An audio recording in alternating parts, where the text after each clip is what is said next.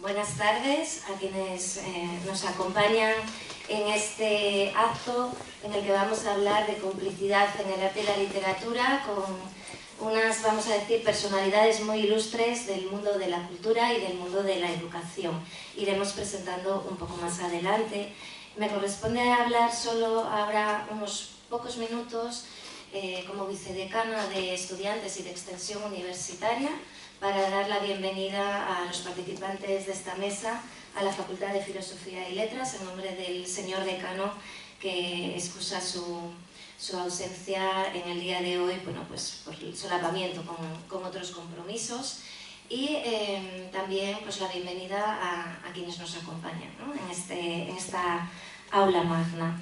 Voy a ceder directamente la palabra a Juan Manuel Bartolomé, que es el subdirector del Instituto de Humanismo y Tradición Clásica. Bien, muchas gracias, Natalia. Buenas tardes a todos, estamos en familia, por así decirlo. En representación del Instituto de Humanismo y Tradición Clásica, no sé si me oye bien a veces con el micrófono, en primer lugar lo que quiero es agradecer a la profesora Natalia por su invitación para estar dentro de esta mesa, lo cual, y dentro de este acto académico, constituye un honor, ¿no?, el poder compartir, como digo, esta sesión con figuras tan relevantes, las cuales darán posteriormente a un debate que seguro será muy interesante y que serán presentadas posteriormente. Bien, como subdirector del Instituto de Humanismo y Tradición Clásica, imagino que ya lo conocen, y si no, una breve referencia, muy breve. Este instituto es un instituto de investigación, se fundó, se creó en el año 1989 por un grupo de humanistas, donde estaba el profesor don Gaspar Morocho. Su objetivo era fundamentalmente el estudio, erudición de estudios humanísticos, también la influencia de la tradición clásica posteriormente, a lo largo de la historia y en la actualidad. Y es un instituto que poco a poco ha ido creciendo y de los principios era solo el grupo de humanistas. Más tarde, en el año 2008, recibió el reconocimiento como Instituto Low por parte de la Junta de Castilla y León. Dentro de la Universidad de León es el único, bueno, hay dos institutos Low, uno de ciencias y este, con lo cual es todo un honor, un privilegio. El número de miembros ha ido creciendo. Actualmente estamos en 90 profesores investigadores de diversas ramas, como ahora les diré brevemente, y su labor principalmente ha sido pues, desarrollar cursos de posgrado, máster, doctorado, donde formamos a no solo a nuestros estudiantes, sino también estudiantes que proceden de fuera, incluso de Alemania, con un convenio con la Universidad Alemana, también del mundo latinoamericano. Encuentros científicos, seminarios interdisciplinares, internacionales, siempre en un compromiso por transferir los resultados de la investigación y también hacer esa transferencia a la sociedad, que es algo también muy importante. Bien, a destacar dentro de este instituto, como les decía, es su gran interdisciplinaridad, también su transversalidad, ya que agrupa a diferentes líneas, como son la filología clásica, hispánica, inglesa, francesa, la literatura, la historia desde sus diversas ramas, desde la antigua, moderna, contemporánea, América, la filosofía, historia de la ciencia, biblioteconomía y documentación, la lingüística, ciencias historiográficas, la historia del arte, la geografía. Es decir, generalmente estamos aquí incluidos, como decía, 90 profesores que formamos la mayor parte, somos miembros de esta facultad, y es un honor poder ahora estar en estas labores de dirección y acompañar en esta nueva etapa.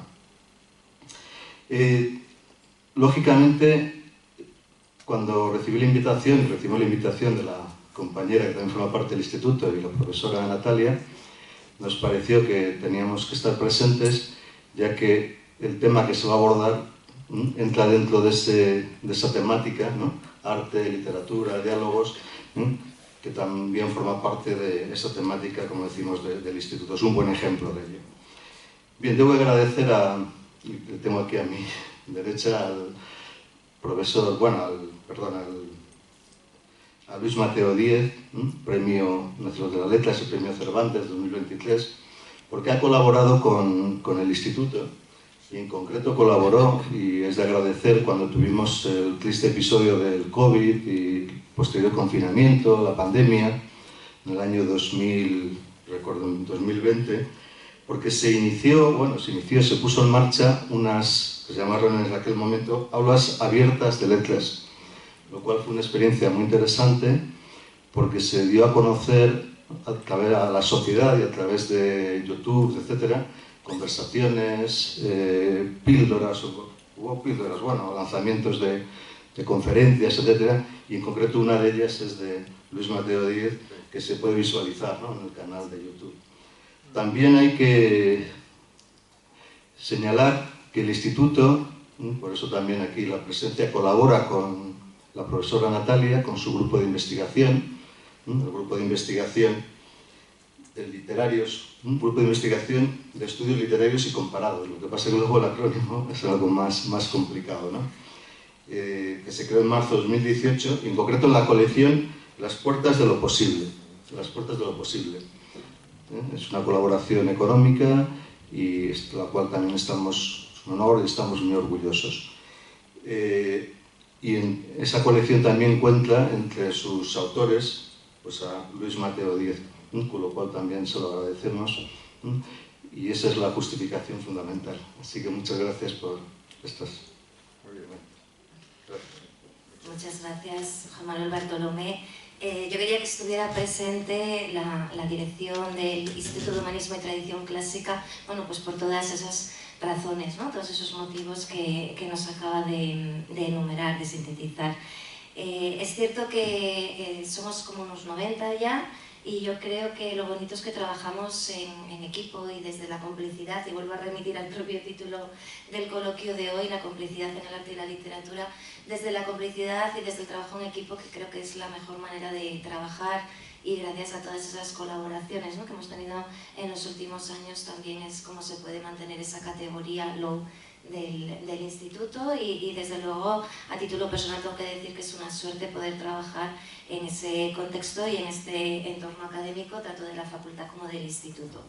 El grupo que ha citado el profesor Juan Manuel Bartolomé, es cierto que tiene un acrónimo, yo diría, lo puedo decir porque encima lo puse yo, tendría que haberlo pensado un poco más porque solo me fijé en las iniciales y suena a medicamento, ¿no? No es lo más atractivo del mundo porque es GEIG, y GEIG, que además le hemos sumado una HD porque es Grupo de Estudios Literarios y Comparados, hasta ahí como bien, ¿no? Pero después teníamos que añadir insólito, que hablamos de todas estas narrativas, ¿no?, de lo insólito dentro de la colección Las Puertas de lo Posible. Es Grupo de Estudios Literarios y Comparados, insólito, género y humanidades digitales. Entonces, como va creciendo la temática, también vamos añadiendo algunas letritas a ese nombre de medicamento, pero yo creo que es un medicamento de los que sanan el alma, ¿no?, de los que nos hacen sonreír y nos hacen disfrutar del arte, de la literatura y de muchas complicidades.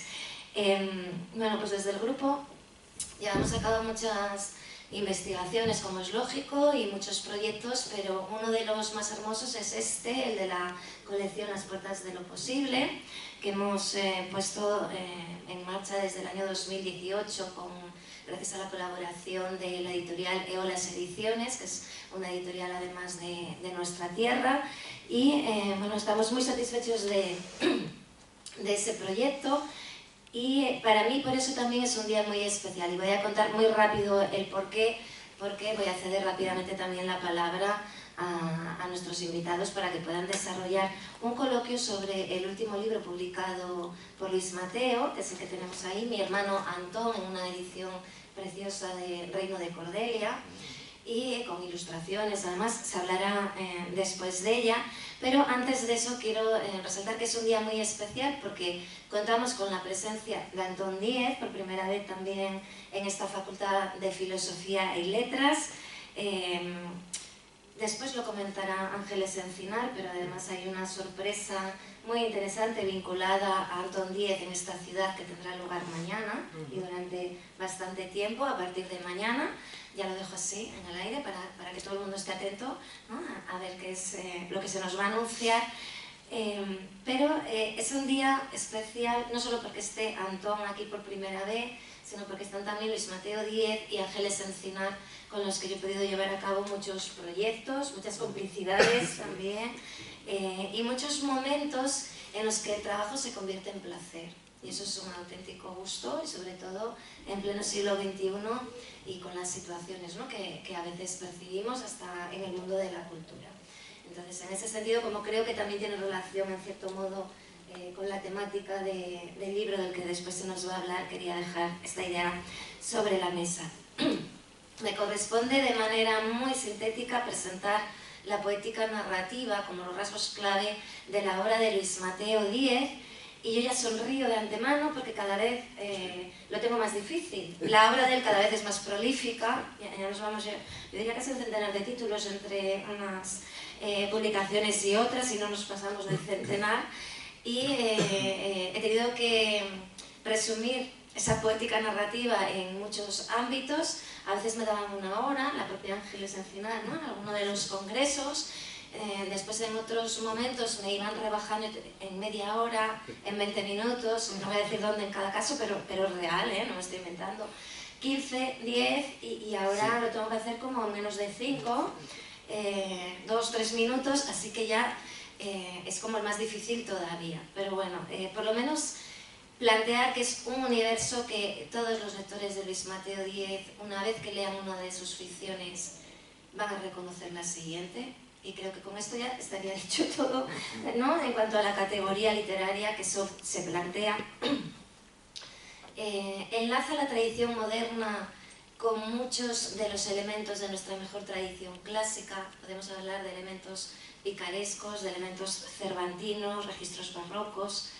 Tenemos la creación de territorios literarios, a mí siempre me gusta resaltar algunos de ellos como los desvanes, las estaciones de trenes, los laberintos, los caminos, porque ahí están los caminos, el camino de la vida. Arropados todos ellos por una envoltura estética que juega tanto con el realismo metafórico, y aquí entra en juego lo insólito en lo que trabaja nuestro grupo de investigación, realismo metafórico con el expresionismo, con el surrealismo, lo estrambótico, el esperpento. Su ambición literaria y su exigencia artística están fuera de toda duda. No en vano se le han concedido los galardones más importantes, ¿no?, que tenemos en todo el ámbito hispánico. Y con su ficción a mí me gusta resaltar que indaga precisamente en el sentido del mundo, que me parece que es algo de lo más importante que puede hacer la literatura, sin perder de vista el sentido lúdico que también la ficción puede y debe tener. Para resumir algunas de las claves de su poética, las voy a anunciar nada más: temperamento melancólico, trasfondo onírico, pozo de irrealidad, impulso ético, conciencia de la fragilidad del individuo en el contexto de siglo XX, siglo XXI, que es un contexto de muchos naufragios, muchos extravíos, muchas pérdidas, perdiciones. El retrato de situaciones humanas de aflicción, sin olvidar el humor, ¿no?, esa contrapartida, la ironía, lo grotesco, lo tragicómico, lo disparatado. La reflexión crítica sobre los conflictos de la historia con mayúsculas, de la historia del ser humano. La creación de espacios imaginarios de hondo calado, territorios míticos y paisajes del alma, como, entre otros, la celama rural o las ciudades de sombra, mundo urbano, fantasmagórico y simbólico. Su obra se nutre de 3 elementos, aquí lo tengo fácil porque el propio escritor es quien lo ha dicho siempre en todas sus intervenciones, no estoy descubriendo nada. 3 elementos: la palabra, la memoria y la imaginación. Con la palabra, tan exacta como palpitante, envolvente y sugestiva, heredera de la huella del relato oral, nos hace tomar conciencia de la magia de lo imaginario.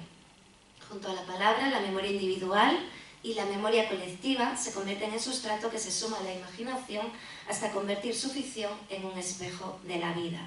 Y aquí me vais a permitir también otro breve inciso vinculado al Instituto de Humanismo y a algunos de sus investigadores, bueno, a mí misma y a otros de nuestros colegas pertenecientes al Instituto, en la reciente concesión de proyectos de investigación en ciencia aplicada de la Junta de Castilla y León, que su obtención también está muy complicada, ¿no? Y sobre todo en el ámbito de las humanidades, pues nos han concedido en vínculo con la Universidad de Valladolid, con el investigador principal Jesús Nieto Ibáñez, que fue durante 30 años profesor de esta universidad y también director del instituto en años anteriores, un proyecto titulado Imaginarios narrativos, pensamiento simbólico artístico y paisajes culturales de Castilla y León, de la tradición a la modernidad. Y si lo cito es porque vamos a trabajar casi 4 años en ellos y tanto Luis Mateo Díez como Antón Díez tienen que estar ahí en el corpus que vamos a trabajar, porque repito, imaginarios narrativos, pensamiento simbólico artístico y paisajes culturales. Ahí tenemos, ¿no?, toda la labor de obra plástica, obra gráfica de Antón, de la que después hablará Ángeles Encinar, y esa huella del oral, de la estructura de la fábula, del romance, de la leyenda, ¿no?, ese pozo que también se transmite a través de los filambones de esta tierra a la literatura, a la narrativa de Luis Mateo. Bueno, pues esa es mi presentación sintética rapidísima, no he contabilizado los minutos, pero espero haberme ajustado a lo concedido. Y simplemente antes de daros paso para el inicio del coloquio sobre mi hermano Antón, esta publicación, quería lanzar una pregunta relativa al libro Invenciones y Recuerdos, que es el número 9 de la colección Las Puertas de lo Posible, y lanzárselo a 2 personas que están en la mesa, como es lógico a Luis Mateo Díez, porque es el autor de los textos que ahí se recogen, pero quiero también resaltar la labor de Ángeles Encinar como prologuista de esta edición, editora y prologuista. Y Ángeles Encinar la presento muy rápidamente porque es tan sencillo y tan difícil como en el caso de Luis Mateo. Difícil porque si me pongo a enumerar todos los méritos académicos pues ocuparía toda la hora, pero sencillo porque bueno, pues es una de las voces más destacadas dentro de la academia y dentro de la crítica. Si yo fuera escritora en este caso, mi sueño sería que Ángeles Encinar hiciera una edición de mi obra y un prólogo de mi obra. Y Luis Mateo ha tenido la gran fortuna también, ¿no?, de que edite no solo este libro, sino alguno posterior como Celama, un recuento, y bueno, muchísimos trabajos dedicados al autor, algunos otros también posteriores a las 2 ediciones que he citado. Así que aprovechando la fortuna de tenerla aquí, de que es una de las investigadoras más destacadas en el ámbito de los escritores contemporáneos españoles, del cuento, del microrrelato, de la novela, pues os lanzo esa pregunta de qué significa para vosotros dos, como prologuista y como autor,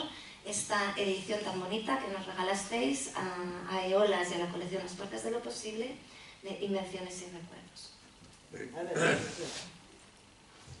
Bueno, buenas tardes, Natalia. Lo primero de todo, pues era una requisitoria que era lo más satisfactorio que me podía pasar. En este caso, entrar en las puertas de lo imposible, pues es una de las cosas más difíciles que existen. Pero por tu mano se llega fácilmente.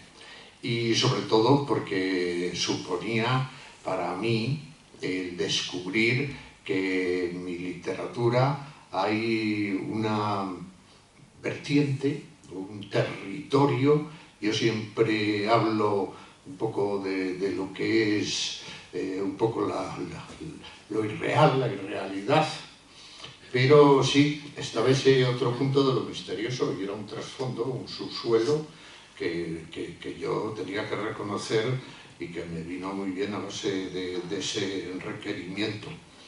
Pues sin Invenciones y Recuerdos, al final lo que yo me daba cuenta es que a la hora de buscar con Ángeles, que era la que iba a organizar, como tantas otras cosas mías, la edición, era una mezcla entre lo real, que podía estar en el recuerdo, ¿sí?, en la memoria, en este caso en el recuerdo preciso, no ya en la memoria como elemento más totalizador, y un poco la invención, la inventiva, no sé, la ocurrencia, el camino un poco al disparate, y se conjuntaban ambas cosas y hacían que el libro resultara muy posible y a la vez muy imposible.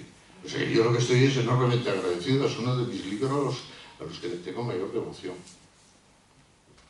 Pues muchas O sea que gracias. muchas gracias. ¿Es esto? Sí. Bueno, buenas tardes. Muchísimas gracias a todos por su presencia y a Natalia por invitarnos a participar esta tarde en el coloquio. Siempre es un gusto venir a León y estar en compañía de amigos, de amigas, y sobre todo porque Natalia es una gran trabajadora, es una gran académica, entonces para mí siempre ha sido un placer. Hemos colaborado en varios proyectos y siempre ha sido realmente algo que ha tenido un buen resultado, porque es una persona en la que uno puede confiar y en la que su sabiduría nos lleva a buen fin. Este libro surgió de una conversación que tuvimos sobre precisamente esta colección, Las puertas de lo posible, ¿verdad?, en el que dijimos las dos que tenía que estar Luis Mateo, ¿cómo no? Y entonces fuimos buscando en la narrativa de Luis Mateo una serie de relatos, de invenciones, de cuentos que pudieran ser dentro de ese ámbito de lo fantástico, lo insólito, que es lo que pretende la colección, ¿no?, la narrativa de lo insólito. Y claro, empezamos a buscar en cuentos de Luis Mateo Díez y nos surgieron muchísimos cuentos. De hecho, de aquella búsqueda tengo que decir que salen los dos libros que has mencionado, Estas invenciones y recuerdos y Celama, un recuento. Sí. Este libro es bastante insólito en este sentido, en que no solo presenta relatos en donde nos hace dudar de en dónde nos encontramos, dónde está el lector, en qué mundo se encuentra y qué circunstancias y qué personajes hacen posible llevar a esa narrativa a unos paradigmas que conocemos o que pertenecen a la supuesta realidad. Pero también tiene una serie de recuerdos que se anclan mucho en lo que es todo el universo de Luis Mateo Díez. Por ejemplo, hablábamos ayer o antes de ayer por teléfono en Clima del Corazón, ¿verdad? Y Clima del Corazón es uno de los cuentos más bonitos que hay aquí, que lo que hace es rememorar una experiencia que tuvieron ellos dos, precisamente estos dos hermanos, en aquel espacio secreto que era el desván de la casa consistorial donde vivían, y que un día encuentran una caja de libros que son del autor italiano Edmundo de Amici y se titula Cuore, Corazón, y era un libro requisado y que su padre se conoce que había logrado guardar, ¿verdad?, allí en el desván de la casa, y ellos quedaron apasionados con ese libro, con ese título, con los cuentos que leyeron, ¿no? Y justamente toda esa experiencia de descubrimiento de algo secreto se incluye en uno de los recuerdos de este libro. Y en cuanto a las invenciones, que el título es muy barogiano, ¿verdad?, Las invenciones de Salva de Silvestre Paradox, pues en las invenciones hay algunos relatos francamente magníficos de la narrativa de Luis Mateo Díez, como pueden ser Melancolía, que es el que inicia el volumen, en el que se resalta una de las características importantes en su narrativa, y es cómo entreteje géneros literarios. Por un lado, comienza con un cuento precioso de un chico llamado Faro, que llega a una casa familiar a visitar a unos primos, y van sucediendo una serie de hechos que parece que contagia una enfermedad del alma, de estas enfermedades del alma que él ha creado en todo su mundo literario, a sus tres primos. Y entonces esta enfermedad del alma es la melancolía, que parece que les lleva a un extremo de pérdida incluso de las vidas. Y en la segunda parte de este relato lo que se hace es un mini ensayo preciso, magnífico, elocuente, sobre la diferencia entre lo que es la melancolía y la nostalgia. Y nos va diciendo cómo son sentimientos, afectos que son diferentes y cuál es su preferencia. Él prefiere ser melancólico a nostálgico, que más que nada lo rechaza, ¿no? Entonces, en este primer relato se ve ya cómo entreteje mucho de su mundo imaginario, en el que hay una voz autorial que parece que es el autor y que es el ensayo, pero siempre urdiendo un cuento en el que la ficción se impone. Así que creo que el libro es realmente muy representativo de su narrativa. Lo es hasta el punto que también un crítico, no recuerdo ahora mismo qué publicación, en qué reseña fue, pero hablaba de que era su autobiografía literaria, Sí, ¿no? A la hora de reseñar. Es verdad. Bueno, pues ahí está, ¿no? Sí. Muy bien resumida esa idea de que condensa toda la poética de Luis Mateo, porque además has hablado de esos días del desván también, que es otro título, pero en el clima del corazón, de esos juegos de la infancia, pero están recogidos todos los elementos, ¿no? Los personajes, los espacios, todas las atmósferas, todo el lenguaje, ¿no? El mundo narrativo de Luis Mateo. Así que de nuevo gracias por ese libro, y os doy ya la palabra entonces para que podáis hacer el coloquio sobre Mi hermano Antón. Bueno, antes que nada la sorpresa, que es que tenemos una exposición maravillosa que se va a inaugurar mañana de Antón Díez, titulada Caballeros de Salitre, y hay collage escenográficos. Y esto viene muy bien para una primera pregunta que le vamos a hacer a Antón. Antón Díez es uno de los grandes artistas del momento actual, ya lleva muchos años en la profesión, ¿no? Desde que empezara precisamente aquí en León con una colaboración en la revista Claraboya, que esto lo he visto yo hoy por aquí, no lo sabía, pero él fue el que diseñó y algunos dibujos. Está muy unido lógicamente a León. Yo conozco también el mundo de la editorial leonesa que editó la colección de los libros de la Candamia, Edilesa, y él fue el que dirigió todo el diseño gráfico, que eran unos libros primorosos. Realmente, aparte de que eran de narradores todos leoneses, en las que está Luis Mateo Díez, José María Merino, Antonio Pereira, en fin, muchísimos escritores. Y ha sido profesor de Bellas Artes, tanto en Asturias como en Castellón.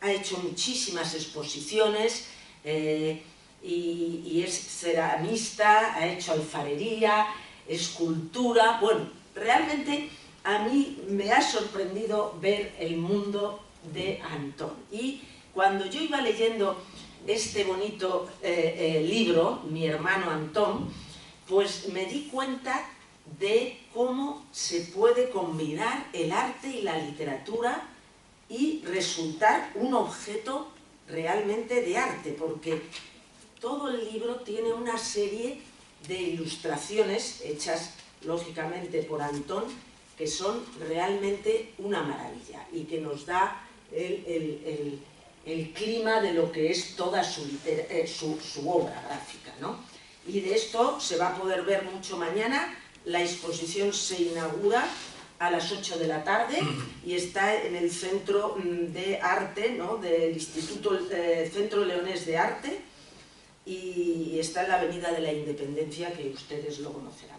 Bueno, en este libro hay dos palabras que salen de la presentación que decíamos. Hay fraternidad, porque es mi hermano Antón, y hay complicidad, porque hay algo entre los dos hermanos, que tan solo se llevan un año, y nos retrata muy bien a Antón. No solo a Antón, sino que también crea el personaje de Antón. No solo es Antón como hermano, como ser humano, sino como artista y como personaje. Y a mí me admiró, Antón, que eres un hombre renacentista, de verdad, pero desde pequeño, porque fue inventor. Parece que sí. Siendo pequeño fue inventor. Parece que sí. Y quiero que nos hables un poco de todas estas variantes de tu vida artística, porque inventó un submarino, inventó un cohete espacial, hizo... El Sputnik antes que los rusos. Sí, antes que los rusos. Hizo una ciudad en el desván, una ciudad de cartón. O sea, que claro, uno descubre a un artista... Era un personaje peligroso. Háblanos de... En el ámbito familiar yo creo que era peligroso. Sí, bueno, vamos a ver, estoy aquí rodeado de gente tan extraordinaria y en un ámbito tan maravilloso que claro, a mí me cuesta un poco de trabajo, os lo digo sinceramente. Pero, vamos a ver, cuando tú tienes que hablar de tu naturalidad, es muy difícil. Yo no sé qué deciros, yo creo que era auténticamente, debía ser explosivo, pero más explosivo a lo mejor por lo que al final te contaban y por lo que oías como repercusión. Mi padre, por ejemplo, el concepto de renacentista me lo decía mi padre. Mi padre dijo, es que eres un hombre renacentista. Claro, yo no te creas que entendía mucho del asunto, todavía algo en el proceso un poco de tu avance por la vida, cultura y conocimientos, lectura y ámbitos, de pronto ves que el Renacimiento, que te han puesto un uniforme un poco grande, el Renacimiento, no fastidies, padre, pero sí, tengo una intranquilidad, una curiosidad, y estoy en continuo movimiento, ¿no? Tengo una enorme curiosidad, tengo una imaginación que con mi hermano coparticipamos profundamente, pues Mateo es también altamente imaginativo, pero claro, lo mío además tiene una sustancia material, con lo cual si queréis a lo mejor crea fascina en un ámbito que puedes tocar. Mateo lo lees y lo piensas, aunque es también muy palpable, pero tiene una literatura alucinantemente sensible y sentible. Pero bueno, pues sí, ha sido un largo camino hasta aparecer en el libro de mi hermano, que es un lujo, pues esa especie de trayectoria de excesos, porque yo al final acababa siendo un excesivo. O sea, la gente que vivía conmigo, pues yo veía que hombre, me quería, pero me rehuía. Porque quizá era un exceso. Sí, eso que Mateo cuenta muy bien ahí. Claro, Mateo no... Y yo utilizo Mateo porque es el nombre de mi hermano que yo utilizo. Mateo no habla del Antón con persona, biografía, porque hasta para mí sería enormemente complicado. Él palpita ahí un personaje con el que convive intensamente desde pequeño, desde la primera aparición de decir estamos aquí y nos reconocemos, hasta ahora. Es un trayecto tremendo. Lo que pasa es que es un trayecto natural. Yo desde mi perspectiva, mi hermano es algo consustancial, que yo no necesito ver de una manera especial porque lo veo ya permanentemente. Cuando él hace este libro, hombre, yo me parecía casi, no sé si no hacía un exceso hacia su hermano Antón. Pero es fascinante, claro. Pero hay una gran naturalidad. Y sí es verdad que hay una connivencia y convivencia muy profunda, claro, en el que él descubre ese personaje con el que crea un personaje, que es, a mí me decía, pero a ti, Antón, esto, conmigo, si tú esto no te... Dije, no, a mí me parece el lujo creativo más fascinante que ha podido hacerse en la historia de la literatura. Utiliza mi material, que es suficientemente intenso, y creo un libro fascinante. Yo tenía un problema, yo sé, la vida, oye, te cae lo que te cae, de la familia, tus circunstancias, en fin, no lo sé, un día ves una chica y te gusta, es que no se pasan tantas cosas, y luego vivimos unos tiempos en los que han pasado demasiadas cosas, ¿no? Entonces, yo veía que tenía a mi lado un hermano del que yo tenía que liberarme. porque era tan excesivo y tan abracadabrante y tan creativo y tan invasor, siendo enormemente discreto y cuidadoso, ¿no? Que la mejor manera de liberarte de él era asumirlo, dada su gran generosidad y creatividad y que te iba a impregnar de las cosas mejores de la vida. Pues lo más importante era asumirlo como tu protector. Entonces Antón es mi cuidador. Ya, de niños, pues yo era un niño, no sé, no muy espabilado, muy llorón, muy desgraciado, con una tremenda vida interior. Era un niño que tenía pensamientos metafísicos, fíjense qué tonterías digo. Bueno, un niño problemático, un pobre desgraciado que no se amoldaba mucho a la vida que proporcionaban aquellas circunstancias históricas de los niños de la posguerra, que es lo que somos Antón y yo. Dos niños de la posguerra, de los años 42, 43, y en eso. Y entonces, bueno, eso va cuajando, y Antón es alguien que tiene un ímpetu creador ya de entrada. Es alguien que tiene una imaginación plástica ferviente, fervorosa y expansiva. Y yo, en ese niño interiorizado y un poco así pardillo, pues sí, veo que tengo un mundo interior. O sea, el plástico sale a la conquista del mundo y el escritor intenta conquistar su interior turbio, turbulento. El Antón expansivo, vitalista y demás. Entonces Antón se enfrenta hacia afuera con la materia del mundo, no con la materia de la vida, con la materia del mundo, con la materia material más concreta. Y yo me enfrento un poco con la materia interiorizada de lo que está en la imaginación y en un tipo de pensamiento de reserva que cuaja enseguida en esto de la oralidad y en la posibilidad de contar cosas. O sea que el Antón hace representaciones de tipo plástico de las cosas que ve y hurga mucho, y eso es lo que ha hecho toda la vida. Y si ustedes tienen la curiosidad de ir mañana a ver su exposición, desde luego les garantizo que verán algo que no han visto en su vida.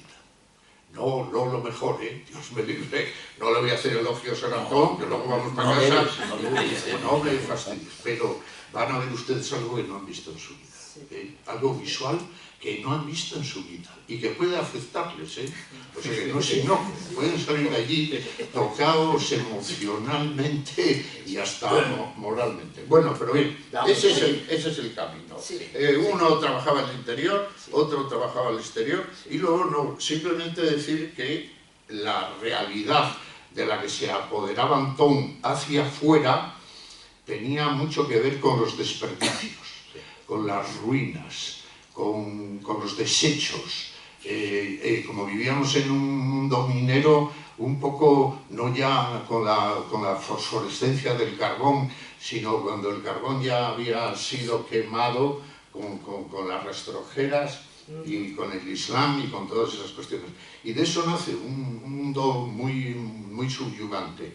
Y yo, bueno, me aprovechaba enseguida, ¿no? Sí, realmente el libro, una de las cosas fascinantes que tiene, yo creo que, y no ya porque yo lo haya visto, porque de alguna manera hay algo, como dice Mateo, que de alguna forma lidiamos juntamente, sino por la gente que lo ha leído, sí aparece esa parte mía creativa, esa parte que hasta yo mismo soy difícil de analizar. Yo creo que al final Mateo, con esa maestría impresionante, va dejando destilada en todo el trayecto del libro. O sea, al final el libro, y él también lo sabe, reconoce esa dualidad de los dos, esa zona interior, que claro, daros cuenta que en esa convivencia de hermanos y amigos, porque hay mucho más que fraternidad, lo que sí se produce es como una evidencia de manifestación creativa. Lo de Mateo lo sabéis porque, bueno, tiene un itinerario impresionante. Lo mío está más oculto, no porque me hayan ocultado, sino porque yo mismo quizá me he ocultado más. Pero sí es verdad que en nuestra relación eso lo vemos, participamos con una enorme naturalidad. Hay como un reparto en la gestión sin ningún problema. Es más, hay un libro que va a salir, que lo saca Héctor, en la colección, que es Guardián de Ruinas. Por ejemplo, es un libro que hicimos en la que yo realizo toda una trayectoria de imágenes y él escribe una trayectoria de texto sin haber contactado en absoluto. Y yo creo que es el experimento más hermoso. Para mí, es un experimento que me abre un infinito. Tienen ustedes que quitar todas las adjetivaciones, bueno, sí, que adjetivizo. Exageradas. No, pero es cierto. Podemos aparecer aquí como dos casos. Pero es cierto. Quiero decir, ¿eso qué evidencia? Bueno, pues que existe una afinidad muy grande. Voy a preguntarte, Antón, por un elemento que parece que incorporas mucho en tu creación y que viene desde pequeño, y hay una anécdota muy graciosa que la puedes tú contar y luego decir cómo ese elemento se ha ido plasmando en tu obra, que es la arena. La arena parece que es un elemento importante, tú la descubres en un viaje, ¿no? Sí, vamos a ver, hay un viaje familiar en aquel hispano-suiza, las familias de Villablino, de la plaza, los amigos con los chavales, todos cogimos aquel coche y vamos a ver el mar, pues porque no lo habíamos visto, San Esteban de Praga. Por cierto, no vino Mateo, no sé cuál es la extraña razón. Que me dolía la barriga. Como él tenía una representación del lloro, como no había nadie que lo representa. A veces lo dejaban aparcado. De verdad, era el llanto como manifestación de un intenso dolor por el mundo. Entonces vamos a la arena. Sí, vamos a la arena. Entonces, claro, llegamos allí, pues imaginaros un chaval de Villablino, yo creo que serían 10 años. 10 años. Sí, 10 años. Una pandilla ahí de Villablino tremendo. Tenemos unas fotos totalmente... bueno, es prodigioso el reportaje que se hizo allí. Y entonces, claro, Mateo hace ese cuento de que yo ante el mar no me sentí subyugado por la presencia del agua, el poder del sonido, tal, sino por los arenales. Pues claro, en esos sitios lo que hay son unas playas fascinantes. Lo que sí evidencia de que yo estaba más próximo a la materia que podía tocar. Yo primero a la materia del mar no se me ocurría acercarme. Entre otras razones, yo creo que nos bañábamos en las charcas. Es curioso, claro, es curioso, Antón, es curioso, porque ahora en la exposición que pueden ustedes ver mañana está el mar, no está la arena, y está el mar de sal. Entonces lo que queda no es el agua marina, sino la sal que ha convertido esta escenografía en tus... Es que curiosamente, y es verdad lo que dice, es verdad que en esa narración, que yo creo que es una entrañable narración hecha por él, de esa aventura, el chaval que llega allí, la arena, y cuando dice aquel no, pero suena a mí, lo que me interesa es... No, lo que dijo cuando... A ver, Antón, cuando Antón volvió, la gente le dijo, no, Toñín, que era como le llamaban, era un tío tan avispado y tan guapo y tan puesto. Entonces, ¿qué te pareció el mar? Y entonces él se quedó, pero no lo había visto. Había estado en el arenal, empapado de arena, todos los otros chavales, uno se había metido en el agua y había vomitado porque había tragado agua, había habido unos desastres. Y entonces él dijo, es mucho, es grande y suena. Un tío... es mucho, es grande y suena. Dice, claro, mucho debió de parecerte porque aquello no se había visto el SIL, había visto lo del oscuro. Realmente yo a lo mejor ahí hice el testimonio de un chaval de esa edad porque te sobrepasaba totalmente. Lo que no te sobrepasaba era la arena.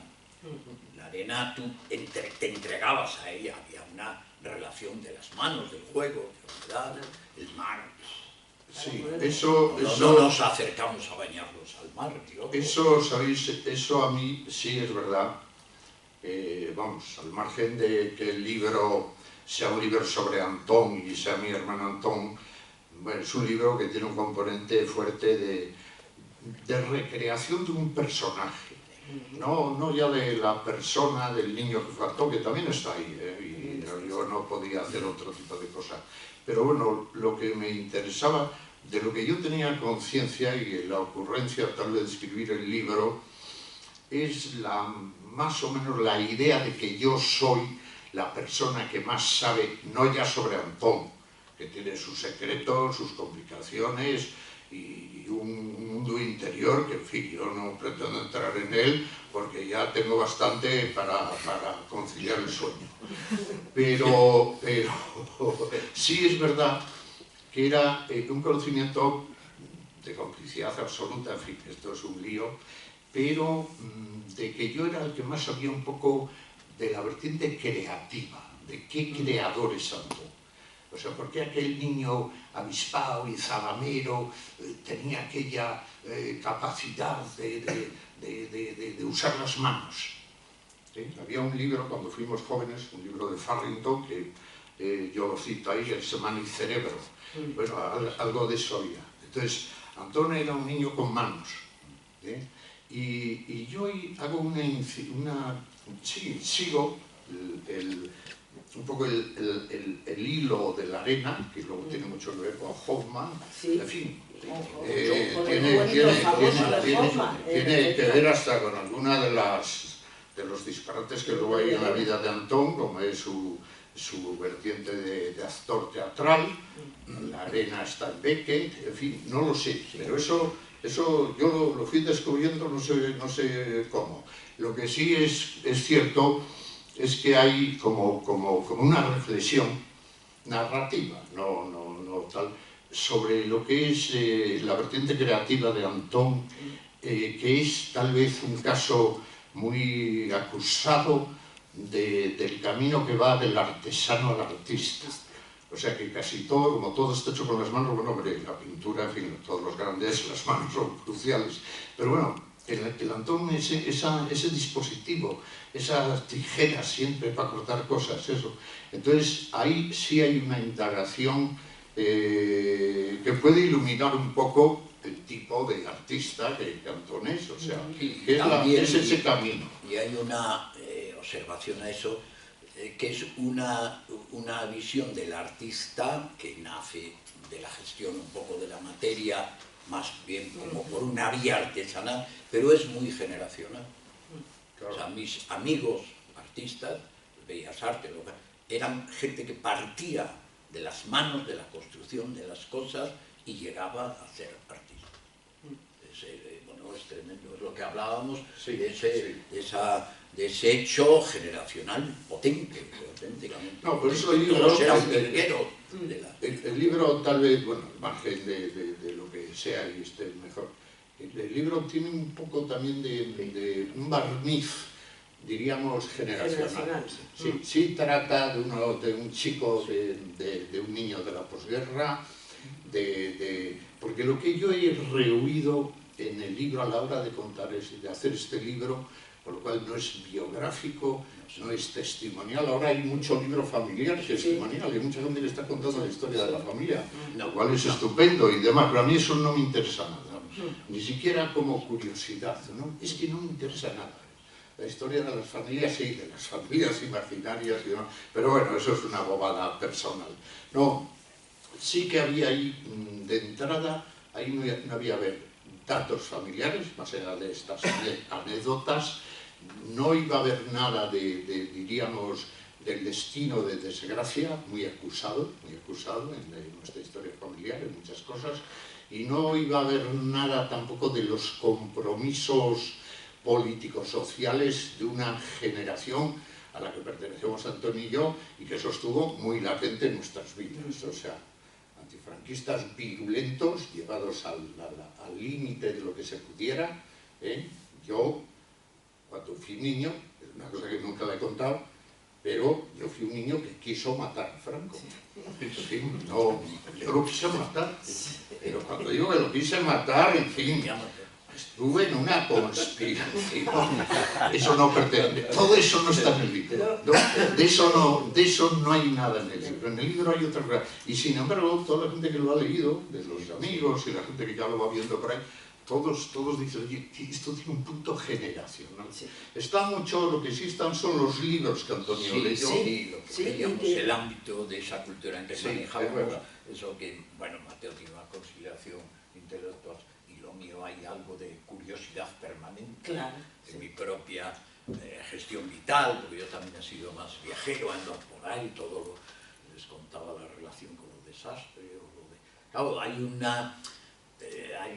una afinidad muy grande con la preocupación de nuestra época. Había una inmersión en un mundo de una profunda intelectualidad que montones de veces no entendíamos, que montones de veces simulábamos. Claro. Te iba a preguntar, como hemos hablado de personajes y que realmente eres un personaje en el libro precisamente comienza contigo como personaje de una de las famosas obras de Beckett, Final de partida, porque es muy importante señalar también que eras un gran aficionado al teatro. Prácticamente en mi vida. Hubieras podido ser actor. Perfectamente. Entonces, resulta que él participa en una representación teatral y hace del personaje de Hammond, ¿verdad?, en Final de partida de Beckett. En otra ocasión el rey en la obra El Escorial de Michel Perrault, y luego creas tú incluso una obra teatral, que es un teatrillo que se titula Teatrillo del Soplaviento. Lo llevamos por todos los colegios mayores de Madrid. Íbamos a los colegios mayores, nos cedieron una furgoneta, íbamos por los colegios mayores. No sabíamos los que participábamos. Yo estaba detrás de un enano que se sentaba y yo metía las manos por detrás y era como un enano artificial. Pero yo no sé por qué luego cuando hacíamos el recuento teníamos muchísimo éxito y demás. Todo eran colegios mayores de chicas. Y tenemos en ese toque. Este tío era un actor que a lo que y había momentos de yo en general. Le gustaba Errol Flynn. Y esta fascinación por el teatro y cómo lo haces, ¿por qué luego lo abandonas? Vamos a ver, yo curiosamente le trae, porque yo después paso a la enseñanza, lo de Bellas Artes, enseñando eso. Y en el trayecto yo volví a participar, creo que te lo conté, cuando fui a Puerto Sagunto. Yo me hice cargo de un aula de expresión corporal, que entonces era como una revolución, era el principio, era una cosa. Y tenía sustituyendo a una chica que se la habían quitado, violado el franquismo de aquel momento. Y yo continué, y después tenía grupos de teatro, y trabajaba en escenografía, en el instituto, y creábamos grupos de... O sea, que yo soy de alguna manera, no en una gestión personal, pero yo después tuve medios audiovisuales, hacíamos películas, y yo quiero decir, de alguna forma hubo siempre una inquietud hacia el teatro. Es más, habéis visto la exposición. Eso. Sí, pero antes de que sigas, y además tiene que hacerte Ángeles una pregunta por el teatro que hay en esta exposición. Pero también conviene hacer notar, que está en el libro, que Antón abandona el teatro por los accidentes escénicos que tenía. Unos repetidos accidentes escénicos. O sea, Antón, por ejemplo, en la silla de Hans, pues se cae del escenario. El Antón interpretando el rey de Escorial de Gelderode, pues él, como hacía la escenografía, también pues había armado por ahí un artilugio, subía por una escalera por la parte de atrás y estaba en un sillón frauiluno allá arriba del todo, y en plena excitación, porque se sabían muy mal los papeles. Antón fue siempre muy desmemoriado, y otra de las razones por las que tuvo que dejar la escena es que no se sabía, no podía aprender los papeles, y entonces él se los inventaba. Sí, claro, pero, y luego le escribió una carta a Samuel Beckett pidiéndole perdón, pero si es que no podía ser. Pues de aquel sillón frailuno también se cayó y se rompió un brazo. O sea que también hubo muchos accidentes Sí, había accidentes continuos. Y escenografía hay mucha en la exposición. Sí, hasta tal punto que yo cuando concibo la exposición, que inicialmente no era una exposición aquí para León, que después con Luis, y bueno, lo que ha sucedido, se ha construido en la exposición que veréis, efectivamente es por mi parte como una investigación de ese mundo escenográfico. Y es un auténtico viaje escenográfico, Sí. con todo el artificio de la escena, de las puestas en escena y la continuidad un poco de ese viaje teatral, porque tú viste ahí las condiciones que tiene como significaciones, como elementos, la propia concepción de esos relieves, el hecho de ese artificio metido en la caja en la que las cosas se convierten en parte de la escenografía de una representación. Bueno, lo veréis. Y además Presidente. acompañan a estos cuadros siempre, bueno, no siempre, pero varios textos de Luis Malleo, que son una preciosidad y que resumen un poco el... Sí, es que los textos de Mateo es un poco esa dualidad que real ha ayudado el mal muchas veces a crear entre ambos. Entonces, para mí, los textos de Mateo son esa manera de grapar todo un itinerario muy complejo, porque lo habéis visto y veréis que es un itinerario denso, muy complejo. Entonces, los textos de Mateo es una parada como que reflexionas, coges aliento, yo creo que es una belleza de textos, estás conmigo, precioso, es un viaje. Y entonces continúas. Sí, es verdad, y tengo que reconocer que aparte de los textos está una música de un amigo íntimo ahí valenciano, que fue compañero de instituto, que también es importante, el cuarteto que me hizo, pero vamos, eso crea un ámbito, porque hay una atmósfera, esa escenografía necesita una atmósfera. Y luego Mateo lo que crea es esos puntos en los que llegas y continúas. Eso lo que tiene que ver también, Ángeles, es verdad. Cuando la vida te ha dado un sujeto como este y hay otro sujeto como yo y hemos tenido este destino, pues la complicidad conlleva no solo la fraternidad y Luis Antón, de la amistad, en fin, bueno, todo eso es que sí, vidas paralelas en el sentido más estricto, pero también sí el contagio. O sea, yo no podría decir cuánto le debo, no al Antón persona, que además es bastante pesado, cuánto le debo al Antón creador, y sé que él tampoco podría decir lo que me debe a mí. Conmigo él tiene menos deudas, pero claro, Antón es un carburante enorme, No lo sé, sería a lo mejor difícil detectar cosas concretas.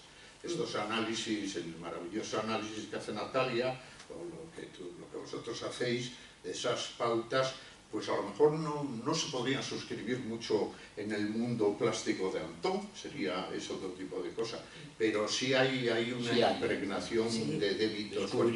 Claro, entonces en eso también es que compartimos mucho. Yo creo que además tuvimos una infancia enormemente compartida, luego a él le dio una ventolera y me abandonó, me dejó tirado totalmente, y él tuvo una ventolera de niño de posguerra, una ventolera de meapilas, le dio por marchar al seminario, una cosa horrible, me dejó ahí tirado, yo lo pasé muy mal, reconvertí mucho mi mundo interior de niño metafísicamente doliente en un niño desesperado, me hice un malísimo estudiante, tuve una vida muy desgraciada. Y luego bien, Antón vuelve, se remasa todo eso y empieza nuestra vida creativa. Oye, y eso dura mucho espacio de tiempo, y luego hay dos rupturas tremendas en nuestra vida, algunas no se pueden ni nombrar siquiera, porque no, el libro no las toca, pero nos convertimos en algo de lo que yo presumo ahora por ahí, y hay gente que no le gusta nada. Digo que somos dos viudos octogenarios. Entonces, ya, digo, pues qué desgracia, ¿no? Ser viudo, esa es una desgracia horrible. Y ser octogenario, no os digo, casi más todavía. Esto de ser viejo es terrible, es una cosa terrible. Entonces sí, compartimos esa circunstancia tremendamente creativa. Porque Antón es el momento en el que él hace, yo creo que una obra de destino de verdad, verdaderamente, no me paso en elogios, pero sí, esta exposición da una dimensión de algo especial. Sí. Y esto es obra de un viudo octogenario. Sí. Sí. Voy a hacer dos últimas preguntas. La pregunta para Antón, llega un momento, esto se dice en el libro, pero yo también lo he visto al ver tu exposición y al ver otros cuadros tuyos. Llega un momento que parece que exoneras un poco el mundo de las bellas artes y quieres dedicarte a la escritura. Y entonces hay en toda tu obra una incorporación de lo caligráfico en tu obra también. Y esto me gustaría que... Sí, está bien. Yo creo que eso hemos hablado con otras personas. Vamos a ver, yo hace mucho que bueno, hasta tal punto hace mucho que yo tengo dibujos de estudios que están absolutamente caligrafiados de arriba abajo. Entonces, vamos a ver, yo no proviene tanto, porque sí es verdad, Mateo sabe que yo tengo un exceso en las propias intenciones literarias verdaderamente peligroso. Es más, no he insistido como destino de nada, aunque escribo cosas, las guardo. Sin embargo, a mí lo que me fascina en la escritura, y eso dentro de una cultura familiar, y una cultura de ambiente, y de una cultura de los movimientos pictóricos modernos, y es la fascinación con las grafías, con la parte plástica de la escritura. Yo cuando veo a Mateo, eso está en los libros de la Candamia, yo recupero de cada escritor cómo escribe. Porque el que escribe no es tanto lo que significa en la escritura, sino la grafía, el cuerpo gráfico que tiene cómo escribe. Tanto si pones la máquina, como si pones el ordenador, como si trabajas con lápiz. Y bueno, Mateo para eso es un dechado, porque está lleno de notas por todos los sitios. He vivido con él desde pequeño. Entonces, a mí eso me fascina. O sea, en realidad hasta tal punto mi sentido de poder escribir algo que ha hecho, pues bueno, yo que sé, que se queda más en algo que además yo mismo lo estudio. Lo que sí me fascina es la escritura. Entonces la escritura es como un componente en el que las propias grafías, las propias líneas, esa intensidad de los materiales de escribiendo tienen una manera de contar algo que supone una parte importante de lo que estoy haciendo. O sea, si yo no anoto notas para hacer observaciones, sino meto unas y cambian. Y verás que las grafías son bruscas, violentas, gruesas. O sea, que realmente hay una práctica, lo veréis en la exposición. Eso. También incluyes algunos versos. Sí, porque yo a lo mejor si me dieron que, vamos a ver, por ejemplo, la exposición o lo que a veces haces proviene de un cierto pensamiento.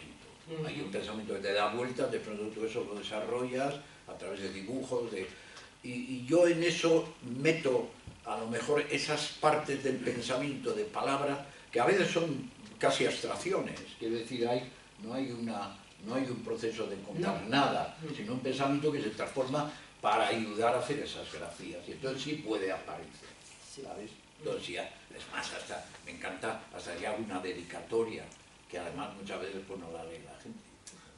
Bueno, yo rebajo un poco. Pero bueno, vamos, la necesidad mía es una sensación y una necesidad grande. Es un problema también de una mano excesivamente inquieta. Bueno, sí. O sea, el Antón pudo perfectamente tener como enfermedad el baile de San Vito. Es que no. Entonces, esa mano inquieta, ¿sabes? Esa mano inquieta está, además, es que es impresionante. Entonces, cuando no duerme, no sé qué equilibrios mentales hace, prefiero no saberlo. Pero él está siempre, la mano de Antón es una mano inquieta. Y desde luego el tema de Farrington, mano y cerebro, el cerebro va por un lado, la mano va por otro, y la mano a veces se le ha desmantado. Entonces es verdad que ya en la juventud, ya éramos adolescentes jóvenes en la Magdalena, por el río Luna, donde veraneábamos y teníamos allí unas amistades culturales, en fin, maravillosas, unos amigotes y demás, y aquel era el mundo, el río Luna. Por allí andaba la familia de Alejandro Casona, que estaba todavía en el exilio. Bueno, teníamos un mundo especial.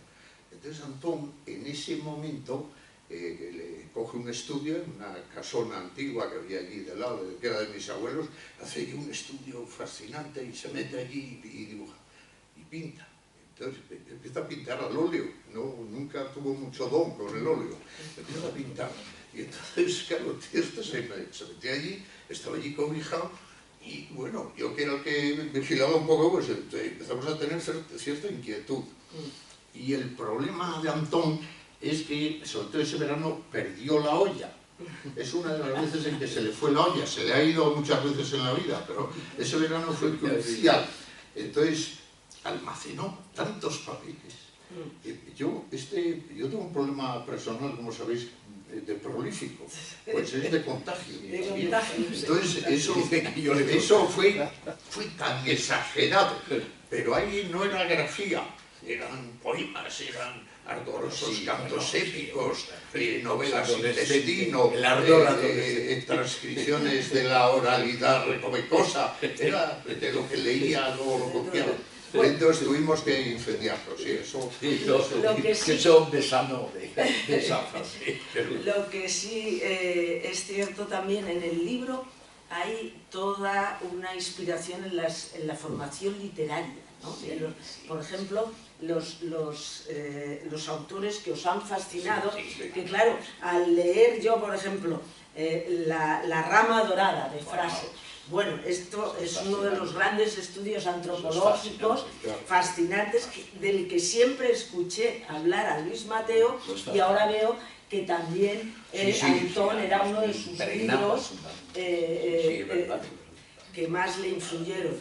Y por ejemplo, en cuanto a la narrativa, nos mencionaba El elemento de la arena, El hombre de arena de Hoffmann, o ha mencionado Antón la conversión de un artesano en artista, y ahí tenía otro cuento favorito, Martín Maese el tonelero, también de Hoffmann. O sea que hay toda una tradición literaria que ha influido en ambos. Sí, de cualquier manera, claro, en el que es el ámbito, que no solo el mío, sino de la generación. Sí, claro, nosotros los pintores, ilustradores, estamos muy influidos por la preparación literaria. Quiero decir, hay una transmisión de no lo que ellos leen, no, sino lo que leemos, porque ellos, hay Agustín Delgado, hay gente, claro, que tienen una importancia impresionante, ¿no?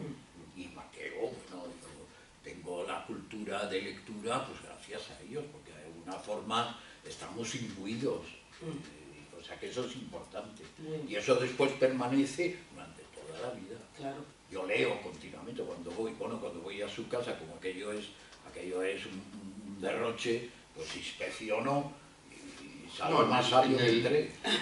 En el libro, eso sí. Claro, vamos a ver, hay una contaminación. Claro, si sacas del libro las obras citadas, que son las...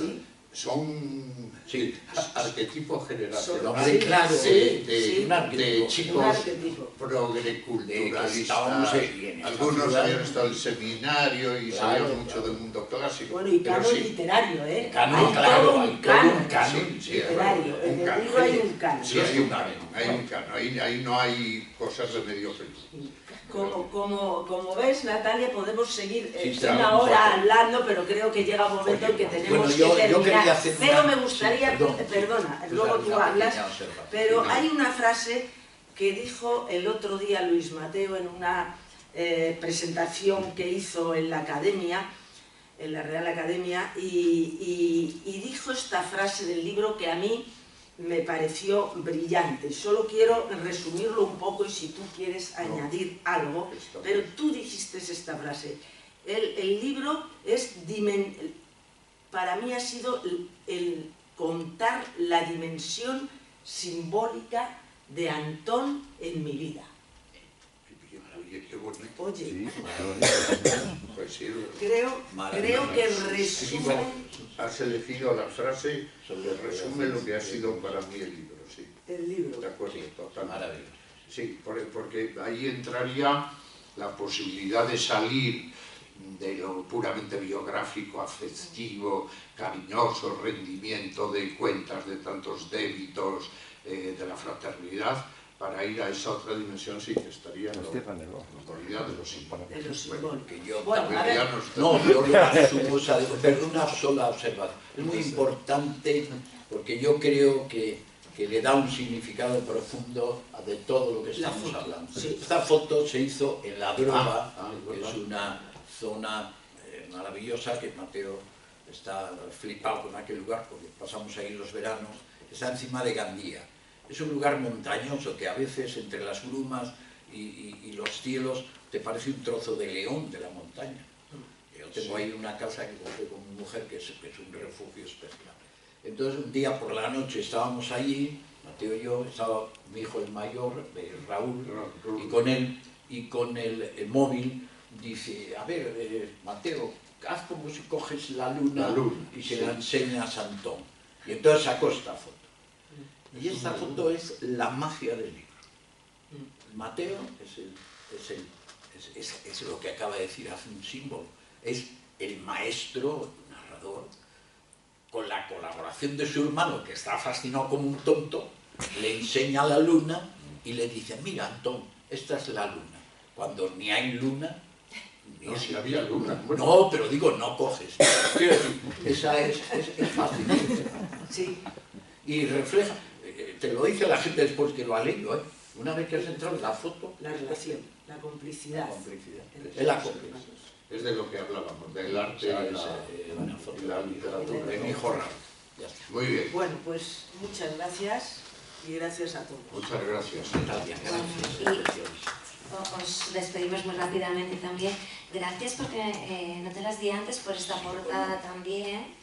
Para el número 25. Estoy absolutamente encantado. De la colección que pudimos también prologar Ángeles y yo, ¿verdad? Como homenaje, como microrelatos de los autores más destacados en el ámbito español y latinoamericano actuales y que es un reflejo también de un detalle, ¿no? de la obra gráfica de Antón. Os agradezco mucho la conversación, el humor, que siempre también es tan necesario, porque voy a retomar una frase muy coloquial que has utilizado, Mateo, de no hay nada de medio pelo. Bueno, pues no hay mejor descripción que esta, más clara, porque no hay nada de medio pelo, ¿no? En vuestros planteamientos, a pesar del humor, es esa idea del tono generacional, de la intelectualidad de la época, que es fundamental. Elementos como el de la importancia de la relación entre las artes, que habéis también planteado, importantísimo, ¿no? para este momento también en el ámbito de las humanidades. No olvidarnos de las lecturas de obras de ensayo, de intelectuales, que no se deberían perder, determinadas lecturas también como la que citasteis de Corazón, ¿no? Del mundo, que creo que se ha perdido a veces